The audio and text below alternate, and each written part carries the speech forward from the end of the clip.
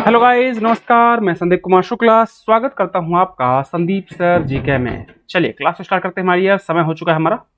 और एक चीज़ बता दूं मैं आप लोगों को, कई लोगों को कई बच्चों को नहीं मालूम है कि कुछ क्लासेस का बच्चे बोल रहे थे सर क्वेश्चन आंसर वाली क्लास कब से स्टार्ट करेंगे, बीच में बंद क्यों कर दी। हम अपनी तीन तीन क्लासेस ऑलरेडी चल रही हैं। एक क्वेश्चन आंसर वाली क्लास स्टार्ट कर देंगे, अपने कोई दिक्कत नहीं, बेहतरीन क्लास रहेगी। ठीक है, तो पहले तो टाइम बता दूं, टाइम चेंज किया आप लोगों ने क्लास का आईपीएल के चक्कर में। सुबह 9 बजे 9 AM में माय डियर अपनी होती है कहे कि जीके ट्रिक की क्लास। टाइम नोट कर लीजिएगा, ये नया टाइम टेबल है ना, नया टाइम रहेगा। और आईपीएल के चक्कर में टाइम चेंज करना पड़ रहा है। सुबह 9 बजे ट्रिक वाली क्लास आपको मिलेगी, ध्यान रखिएगा। और 3 PM में जो वन लाइनर की सीरीज हमारी है वो कंटिन्यू रहेगी। अभी उसमें ज्योग्राफी के वन लाइनर चल रहे हैं, फिर कल हिस्ट्री हो जाएगा, फिर पॉलिटी करेंगे, फिर साइंस करेंगे, कंप्यूटर करेंगे, ढेर सारा होगा। दिन उसके बाद में शाम को 6 बजे हमारा क्वेश्चन आंसर की क्लास स्टार्ट कर रहा हूं मैं, ये वाली। ठीक है, ये जो क्लास है क्वेश्चन आंसर की, ये शाम को 6 बजे ऑलरेडी होगी, हमेशा होगी। ठीक है, तो इसमें डिस्टर्ब नहीं होना अपने को, शाम को 6 बजे होगी। और रात को 9 बजे होगा हमारा टॉपिक वाला क्लास। जो हमारी टॉपिक वाली क्लास है ये रात को 9 बजे होगी। ठीक है, तो आज अपनी ट्रिक वाली क्लास सुबह 9 बजे हो चुकी है, और 3 बजे वन लाइनर हो चुका है, शाम को 6 बजे क्वेश्चन आंसर, रात को 9 बजे टॉपिक। एक और चीज बता दूं मैं, हमारा दोपहर को 12 बजे का और रात को 12 बजे का जो हमारा शेड्यूल है वो खाली है। कई बच्चे बोल रहे थे कि सर 12 बजे रात को और दिन में भी क्लास ले लीजिए, अपनी 4 क्लासेस के अलावा और भी क्लासेस ले लीजिए, अपने कोई दिक्कत नहीं है। अगर आपको लगता है कि एक दो और क्लास स्टार्ट कर दी जाए कोई टॉपिक की या क्वेश्चन आंसर की, तो बता दीजिए, अपने कोई इश्यू नहीं है, अपन स्टार्ट कर देंगे। ठीक है, चलिए क्लास स्टार्ट करते हैं। आज जो हम क्वेश्चन आंसर करने वाले हैं वो साइंस के क्वेश्चन आंसर करने वाले हैं। बेहतरीन क्वेश्चन साइंस के हैं हमारे पास में। 25 क्वेश्चन साइंस के हैं अभी वर्तमान में। तो अम्ल, क्षार और लवण है ना, जो एसिड, बेस और जो लवण होता है, इसके क्वेश्चन हमारे पास में है। तो ये बेहतरीन क्वेश्चन अपने लिए हैं, फटाफट आंसर दीजिएगा, समय कम है। चलिए पहला क्वेश्चन आपकी स्क्रीन पर है। First question is on your screen. जल के लिए पीएच का मान कितना होता है? जो वाटर होता है माय डियर, इसके लिए जो पीएच का मान होता है कितना होता है? तो जो पीएच की वैल्यू होती है कितनी होती है माय डियर? तो पीएच की जो वैल्यू होती है लगभग 7 के बराबर होती है। कितनी होती है? 7 के आसपास, है ना। तो जो जल होता है, जो वाटर होता है, इसका पीएच कितना होता है? 7 होता है। इंपॉर्टेंट क्वेश्चन है, कई बार एग्जाम में आ चुका है। ठीक है, चलिए नेक्स्ट क्वेश्चन है। किसी एक सामान्य व्यक्ति के रक्त का पीएच मान कितना होता है? किसी नॉर्मल व्यक्ति की जो पीएच वैल्यू होती है वो कितनी होती है उसकी ब्लड की? देखिए एक चीज बताऊं मैं, अगर ये स्केल है, यहाँ पे आपने 7 लिखा, यहाँ पे 7 प्लस हो जाएगा, यहाँ पर 7 माइनस हो जाएगा। तो ये होता है ए और ये होता है बी। ए और बी क्या होता है? अगर किसी चीज का पीएच वैल्यू 7 से कम है तो ये एसिड होगा, अम्ल होगा। और किसी चीज की पीएच वैल्यू 7 से ज्यादा है तो वो बेस होगा, क्षार होगा। याद करने का तरीका है A for Amitabh, B for Bachchan, Amitabh Bachchan. Done, clear. चलिए, तो जो ब्लड होता है, ब्लड का पीएच वैल्यू कितनी होती है? ब्लड की पीएच वैल्यू होती है मान लिया आपका 6.45 से 6.55। तो ये क्वेश्चन ऐसा भी पूछ सकता है कि जो ब्लड का पीएच वैल्यू के आधार पर ब्लड कैसा होता है, एसिड होता है या बेस होता है, अम्ल होता है, क्षार होता है, तो क्या बोलेंगे? अम्ल होता है। ठीक है, चलिए नेक्स्ट क्वेश्चन आपकी स्क्रीन पर है। निम्न लवणों में से सागरीय जल की लवणता में किसका योगदान अधिक होता है? जो सागर का जल होता है ना, जो आपका समुद्र का पानी होता है उसमें सैलिनिटी ज्यादा होती है। तो जो सागर का जल होता है, समुद्र का पानी होता है, उसमें सबसे ज्यादा क्या होता है? कैल्शियम सल्फेट होता है, मैग्नीशियम क्लोराइड होता है, मैग्नीशियम सल्फेट होता है, सोडियम क्लोराइड होता है। आंसर बिल्कुल सिंपल है, क्या होता है उसमें माय डियर? उसमें आपका कैल्शियम सल्फेट होता है। जो सागर का जल होता है, समुद्र का पानी होता है, उसमें कैल्शियम सल्फेट होता है। ठीक है, चलिए नेक्स्ट क्वेश्चन है। मांसपेशियों में से किस द्रव के एकत्रित होने से थकावट आती है? जो मांसपेशियां होती हैं उसमें कौन सा आपका द्रव होता है जिस कारण से आपकी थकावट होती है? आपको पता है कि जब कई बार देखिएगा कई लोगों को घुटने में दर्द होता है, घुटने में जैसे घुटने में होगा, या घुटने के नीचे जो पिंडली बोलते हैं जिसको अपन, है ना, थाइज के नीचे, ऊपर थाइज वाला एरिया और पिंडली, घुटने के नीचे वाला जो एरिया होगा, यहाँ पर देखेंगे कई बार यहाँ पर हमारे पेन होता है, वो लैक्टिक एसिड के कारण से होता है। जो लैक्टिक एसिड होता है उसके सांद्रता ज्यादा हो जाती है, वो ज्यादा मात्रा में आता है, इस कारण से हमारे पेन होता है। ठीक है, तो मांसपेशियों में किस द्रव के एकत्रित होने से थकावट आती है? लैक्टिक एसिड के कारण से थकावट आती है। अगला क्वेश्चन है, नींबू खट्टा होता है किस कारण से होता है? जो नींबू होता है ये खट्टा होता है, आपको पता है किस कारण से होता है? इसमें हाइड्रोक्लोरिक एसिड होता है, साइट्रिक एसिड होता है, एसिटिक एसिड होता है, टर्टरिक एसिड होता है। तो जो नींबू खट्टा होता है माय डियर, ये साइट्रिक एसिड के कारण से होता है। साइट्रस फ्रूट कहलाता है नींबू, है ना। नींबू में साइट्रस एसिड, सिट्रिक एसिड पाया जाता है। अगला है, कॉपर सल्फेट का जलीय विलयन अम्लीय होता है क्योंकि इस लवण का, जो कॉपर सल्फेट होता है, इसका जो जल का विलयन होता है, जो इसका आपका सॉल्यूशन होता है, एक ऐसा होता है ये आपका अम्लीय होता है, एसिडिक होता है। ये एसिडिक क्यों होता है माय डियर?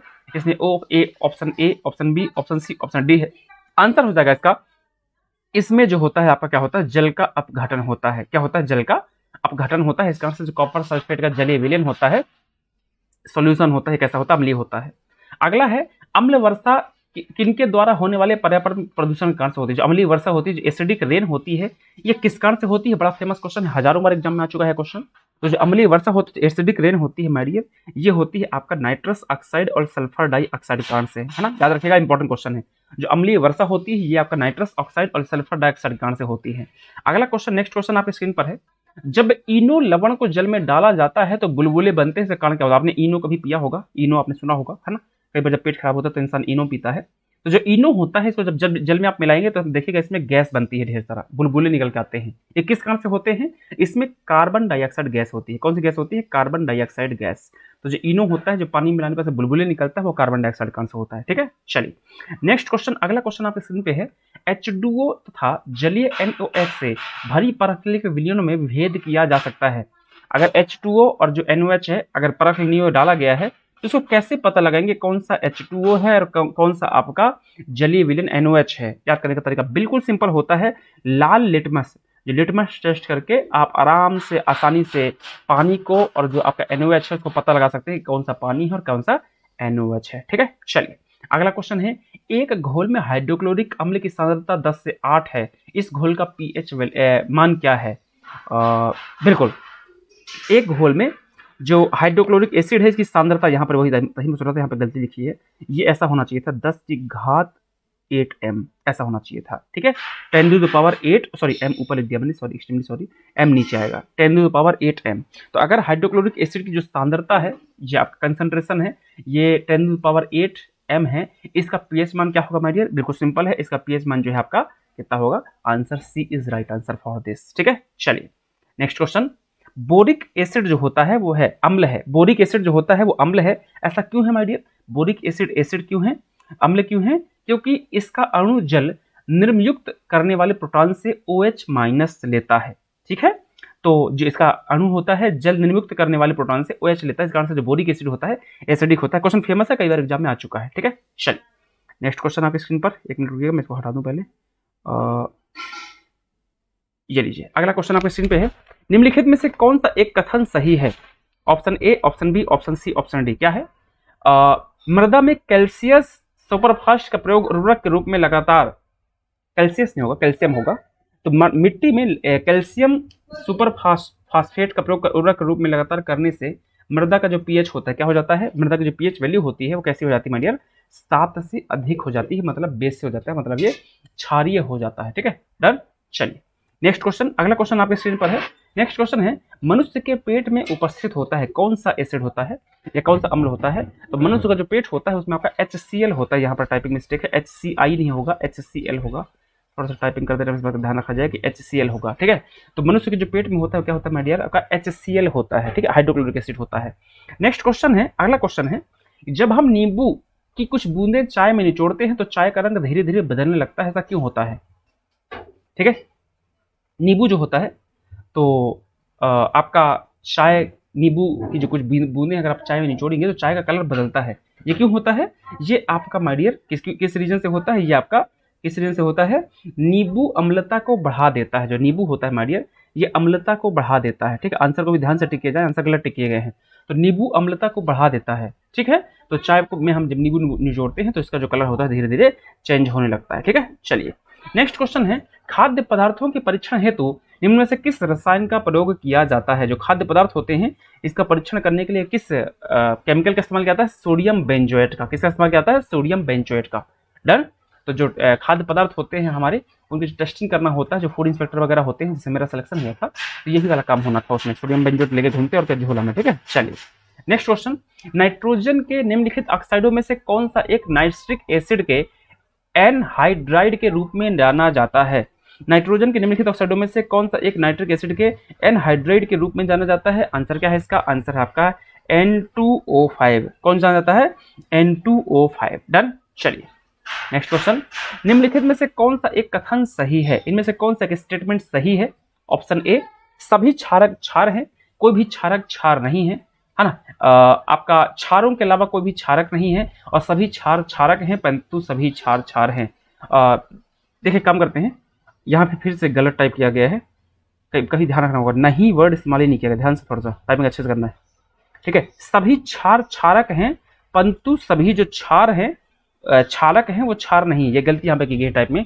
तो इस क्वेश्चन को हटा दीजिए, मैं इस क्वेश्चन को आपको नेक्स्ट क्लास में अच्छे से दिखा दूंगा, ठीक है। चलिए नेक्स्ट क्वेश्चन, अगला क्वेश्चन है, हाइड्रोजन क्लोराइड और सोडियम हाइड्रोक्साइड विलयन के पूर्ण उदासीकरण के प्राप्त विलयन का पीएच वैल्यू कितना होता है? तो हाइड्रोजन क्लोराइड और सोडियम हाइड्रोक्साइड विलयन के पूर्ण उदासीकरण के प्राप्त विलयन का पीएच कितना होता है? 7 होता है। कितना होता है? 7 होता है। Clear?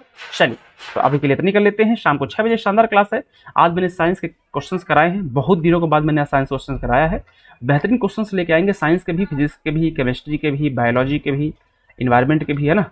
I am an engineer, आपको पता है, ठीक है। बेहतरीन क्वेश्चंस कराएंगे, शानदार क्वेश्चंस कराएंगे, और ऐसी क्लास को देखते रहिए। फिर से बोलता हूँ 4 क्लासेस हैं, सुबह 9 बजे, 12 बजे, दोपहर को 3 बजे, 3 PM, इवनिंग में 6 PM और रात को 9 बजे, ठीक है। तो ये सारी क्लास देखते चलिए बेहतरीन तरीके से। मिलते हैं नेक्स्ट वाली क्लास में, तब तक के लिए बाय बाय, टेक केयर।